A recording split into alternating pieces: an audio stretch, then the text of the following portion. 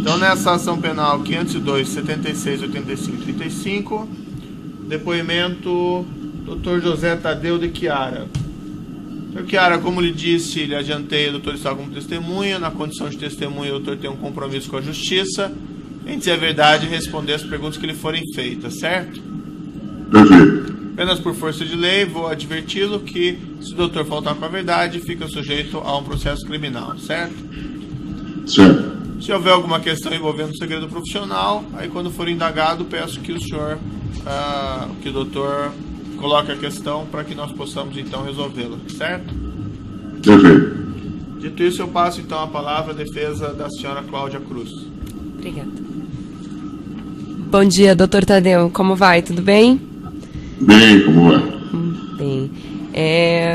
O senhor deu um parecer, proferiu um parecer a pedido da senhora Cláudia Cordeiro Cruz, e nesse parecer o senhor aborda algumas questões em relação a trust, em relação à manutenção de contas no exterior, e eu queria fazer alguns questionamentos a respeito das conclusões desse parecer. Enfim, queria que o senhor esclarecesse melhor algumas questões. O senhor poderia nos esclarecer o que é um trust e se há algum instituto no direito brasileiro que se assemelha ao trust?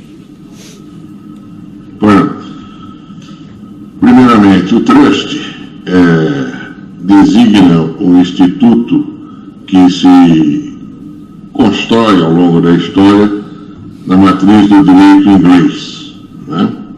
Há uma afinidade com o direito continental europeu, no que ali designado por fidúcia. Em ambas as estruturas, o ponto gravitacional é a confiança em que o settlor no trust e o fiduciante na fidúcia depositam respectivamente no trustee e no fiduciário. Resumindo e objetivamente dando uma noção, o trustee é um contrato consensual com eficácia real. Isto porque o funcionamento do trust só ocorre após a transmissão dos bens corpóreos ou incorpóreos que o settlor faz em favor do trustee, para que então ele, trustee, passe a desempenhar com a legitimação que assim assume do poder de dispor e administrar esses bens, cumprir as determinações do contrato de trust. No direito brasileiro, existem institutos similares, sim, né? E nós formos lá na Constituição de Renda do Código Civil, artigo 804, ali você tem o funcionamento de um instituto que tem por elemento nuclear a confiança, né? O bem transmitido com o escopo de atribuir renda em favor de alguém. Você tem o próprio fideicomisso no direito sucessório, né? São situações em que há uma interposta pessoa que cumpre as designações de um mandante, de um autor da declaração de vontade, né? Então são situações análogas, ou similares, melhor dizendo, porque a atribuição patrimonial, que é a causa de juridicidade da estrutura e funcionamento desses institutos, tem por pressuposta a confiança em que liga o autor da declaração negocial, que assim atribui o patrimônio, naquele que é o destinatário dessa atribuição. Resumidamente, é o que me parece esclarecer melhor a construção do Instituto do Trust e a sua correlação com o nosso direito. Tá bem. O senhor mencionou o settlor, o trustee. Essas são, nós podemos dizer que são personagens da relação característica do trust. O senhor poderia explicar melhor quais que são as funções desses personagens, do settlor, do trustee, do beneficiário, que são os personagens característicos dessa relação? Pois não. A estrutura do negócio compõe-se com o settlor, qual seja o titular do patrimônio que será alcançado pela relação de trust. O trustee é aquele que assume os deveres e obrigações em relação a esse patrimônio que lhe é transmitido pelo settlor. Então, ele assume a legitimação, significando o poder de dispor desse patrimônio. E o beneficiário, aquele que é o destinatário final dos rendimentos ou do próprio bem alcançado pelo trust, rendimentos e bens a serem transmitidos, segundo o termo e a verificação das condições instituídas no negócio jurídico do trust. É bom que se diga que, uma vez celebrado esse contrato, o vínculo pessoal é o único que permanece entre o settlor e o trustee. O beneficiário, ainda que ciente da existência do trust, não tem qualquer ação judicial em face do trustee. O settlor, em relação ao trustee, se houver a possibilidade de apurar, no regular processo, que o trustee distraiu dos deveres, então haverá de tomar as providências e, no limite, inclusive se os bens assim, por esses atos vierem desaparecer, permanece a mera ação indenizatória, do settlor em relação ao trustee. Então, o funcionamento dessa estrutura com esses três elementos, settlor, trustee e beneficiário, implica que o vínculo pessoal remanescente é só do settlor em relação ao trustee e, assim mesmo, de caráter indenizatório. Essa é a posição, não é só a minha interpretação, o Francisco Galgano é a mesma interpretação, na mesma linha Scarelli, enfim, essa é a explicação estrutural do trust. Ok, então eu posso dizer que uma vez... Aí, doutora, eu vou colocar uma questão. Não existe um parecer escrito sobre encomenda aí do doutor Chiara? Existe. Então, doutora, vamos revistar o Instituto aqui. Então eu vou... Dos relevantes conhecimentos do doutor Chiara, não é para ser uma aula de direito. Eu vou só as questões mais práticas, então. Então, doutor Tadeu, só uma questão. A partir do momento, então, que eu instituo um trust, o beneficiário, ele não tem aqueles valores, aqueles ativos que estão sob o domínio do trust, o beneficiário não pode considerar como deles esses ativos, correto? Pelo que o senhor está explicando. Correto, ele não tem legitimação. Então, a não comunicação de um trust... por um beneficiário ao Banco Central do Brasil, ela pode caracterizar o crime de evasão de divisas pela manutenção de valores não declarados no exterior? Não pode, e de forma objetiva lhe digo, por duas razões. Uma, fundamentalmente, porque o beneficiário não tem qualquer possibilidade jurídica de se insurgir em face do trustee, e muito menos não tem qualquer ação repercussória ou reivindicatória em face dos bens. Segundo, a determinação legal é de que o detentor declare ao Banco Central. Não há relação de detenção entre o beneficiário e os bens alcançados pelo trust. Em terceiro lugar, uma questão absolutamente prática e objetiva. O CIS-Bacen, no tópico Declaração de Capitais Brasileiros do Exterior, CBE, não possui qualquer enquadramento que permita esta declaração. O limite são investimentos, mas a noção de investimentos pressupõe a propriedade, senão não há investimento. Daí, tecnicamente, o próprio sistema do Banco Central não tem o escaninho para essa declaração. Primeiro, porque não existe a hipótese legal, porque não há detenção. Segundo, imaginando que ainda se quisesse admitir, não tem, porque jamais foi incluído assim no próprio sistema. Vamos colocar na última linha da problemática colocada, não tem como, não haveria como declarar, a não ser que fosse uma declaração que, no caso, faltasse como a veracidade, né? Ok, superada a questão do trust, o senhor, no parecer que o senhor proferiu, o senhor teve acesso, imagino eu, para proferir o parecer, aos documentos da conta bancária Copec, que a senhora Cláudia Cordeiro Cruz mantinha no Banco Julius Baer. E o senhor, nesse parecer, o senhor faz uma conclusão de que a senhora Cláudia não precisaria ter declarado os valores, que, enfim, a declaração dos valores não era exigida, a senhora Cláudia, porque em 31 de dezembro dos anos em que ela manteve essa conta, o saldo não seria suficiente. O senhor pode explicar melhor por que o senhor chegou a essas conclusões? Sem dúvida.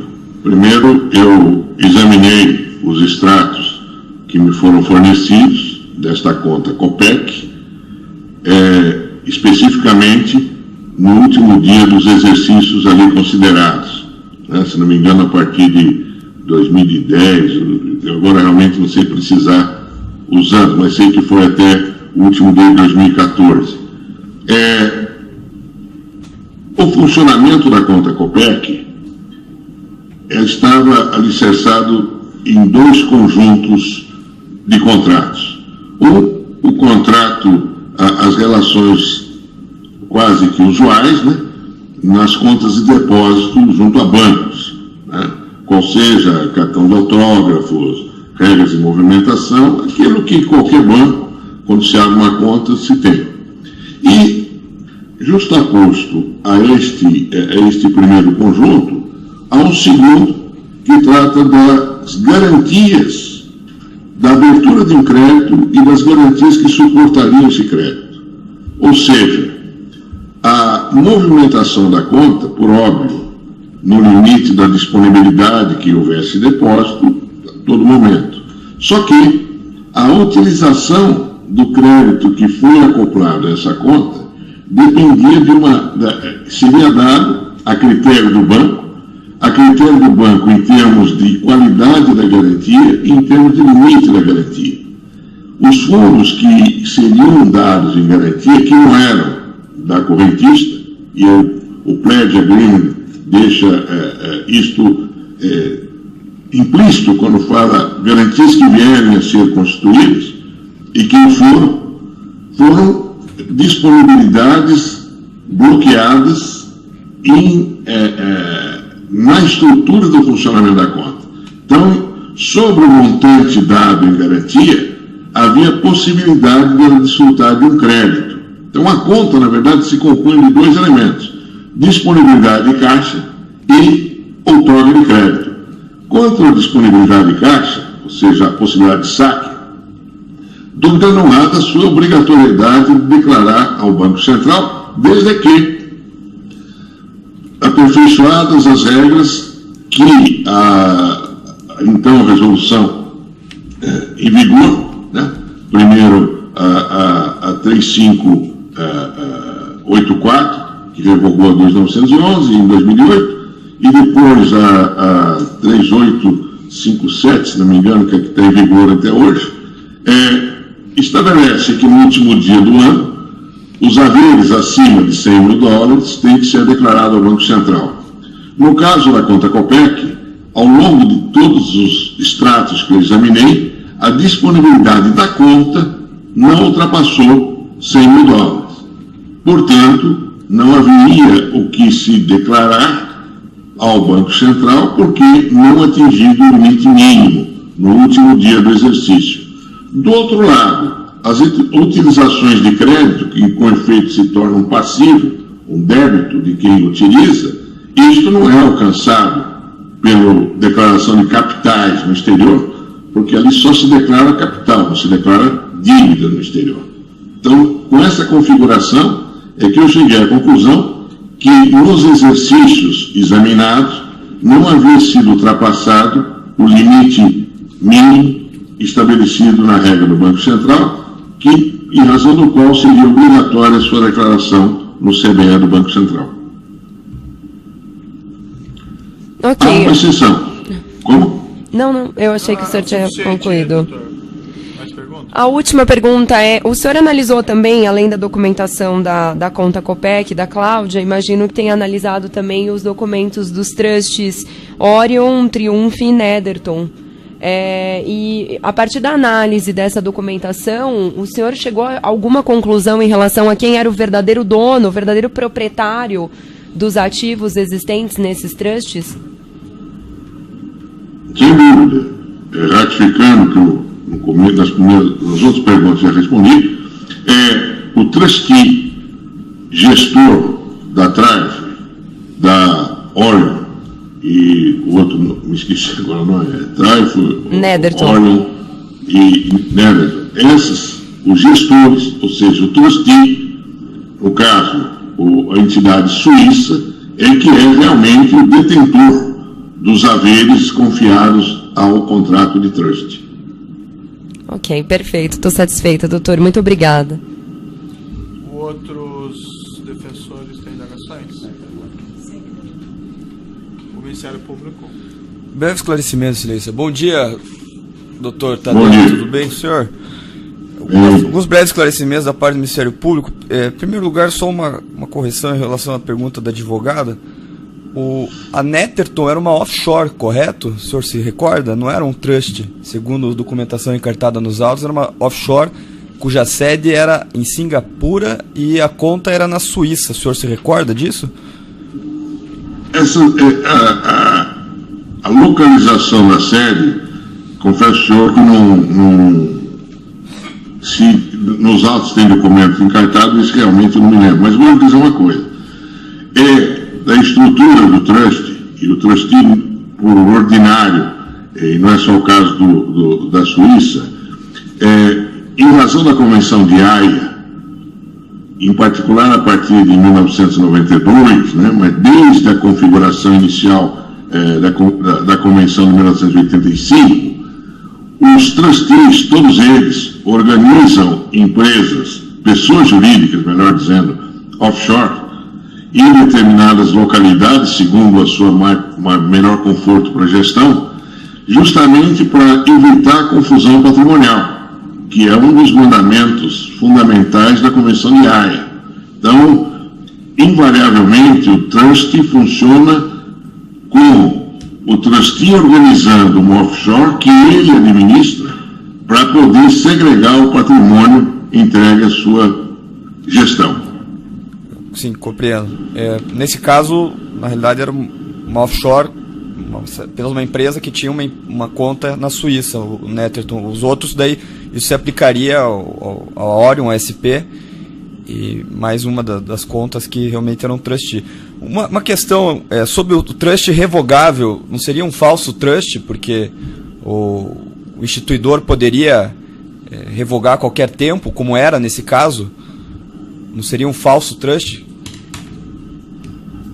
Bem, a cláusula de revogabilidade, ela não desnatura a estrutura e funcionamento. Com efeito, a irrevogabilidade, ela se aplica em pouquíssimas hipóteses, né?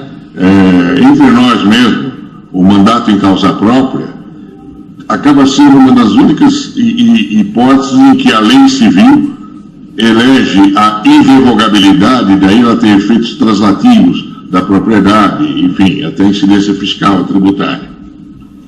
A revogabilidade do trust, ou seja, o settlor cancelar o negócio, não desnatura a transmissão original, até porque o trust só se torna realmente imutável a partir do momento em que o settlor vier a falecer ou tiver suspensa sua capacidade jurídica, né? Então, a revogabilidade é um elemento que não muda. E eu vou lhe dar um exemplo. Durante anos aqui no Brasil, se usou, né, tentativas de planejamento tributário no mercado financeiro, usando o chamado recibo de depósito bancário, cuja regra regulamentar dizia: se resgatado antes do vencimento, o depositante não terá direito a qualquer rendimento. E muitos queriam jogar isso em face da Receita, dizendo, olha, como eu poderia ter resgatado, não reconheço o ganho na contabilidade. Por certo, não houve sucesso. Né? Por quê? Porque a possibilidade de resgate não significava a inexistência de direito ao rendimento. E assim que eu lhe respondo, a possibilidade de mudar, de revogar, não altera aquilo que já foi estabelecido, inclusive, por exemplo, com a superveniente morte do cetro, e aí a imutabilidade é completa. Então não há falso trust, é exatamente o mesmo trust. Última pergunta, a conta Copec, qual que era a natureza jurídica dessa conta? Era uma conta de uma empresa? Seria isso? Uma empresa com tinha sede na própria... Se usa no mercado bancário no exterior, a designação por atribuição de nomes à conta é bastante usual, independentemente de se estabelecer a pré-existência de uma pessoa jurídica, né? Você tem uma nomenclatura, como por décadas se usou até a numeração para identificar contas na própria Suíça, a designação por um nome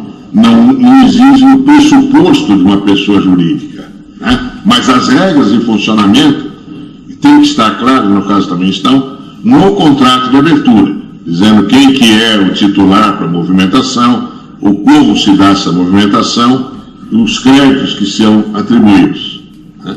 Seria então uma conta pessoa física aberta na Suíça? Seria uma conta de pessoa física. Que tinha um apelido, por exemplo, um nome próprio para identificação dela. Uma designação por um nome. Sim, esclarecido. Agradeço a atenção, doutor. Estou satisfeito. Você de acusação tem indagações?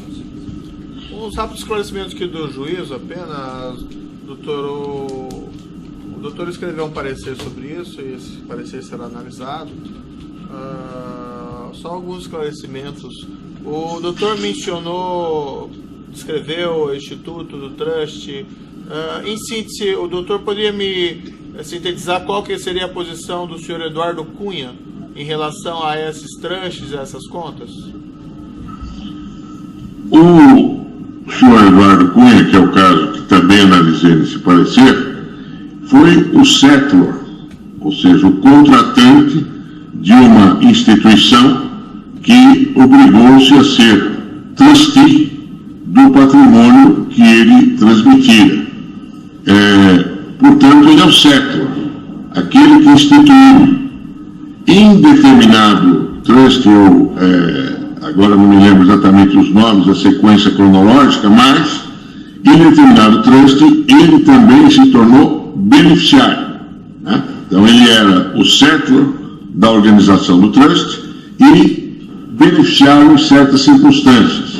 Mas ambas as funções, como lhe digo, como já disse, em razão de ser settlor ou de beneficiário, juridicamente não tem legitimação, qual seja o poder de dispor do patrimônio.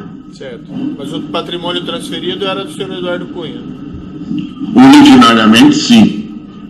Foi disponibilizado ao senhor documentação relativa à demonstração da origem desse patrimônio?